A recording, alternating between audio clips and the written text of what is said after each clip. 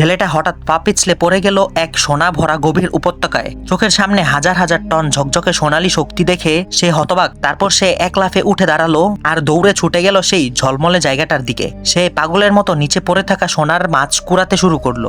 এই জায়গাটি আসলে ছিল প্রচলিত কিংবদন্তির সোনার উপত্যকা।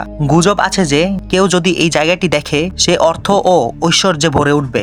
এই মুহূর্তে ছেলেটা পুরোপুরি পাগল হয়ে গেছে। একটাও মূল্যবান সোনার শক্তি যেন না ফেলে যায় এই ভয়ে সে একটার পর একটা তুলে নিচ্ছে। হঠাৎ একটি উজ্জ্বল আলো তার দৃষ্টি আকর্ষণ করলো। সেই কৌতূহল নিয়ে সামনের দিকে এগিয়ে যায় আর তা দেখে সে ভয় পেয়ে পিছিয়ে গেল।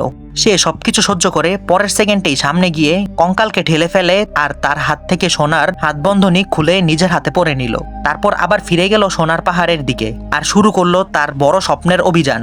যখন সে ব্যস্ত ছিল সোনার শক্তি গুছিয়ে রাখার কাজে, ঠিক তখনই তার পিছনে থাকা ধনভাণ্ডার থেকে আচমকা সবুজ রঙের ধোঁয়া বের হয়ে আসতে লাগলো। এখন শুরু হবে তার বিপদের নতুন অধ্যায়।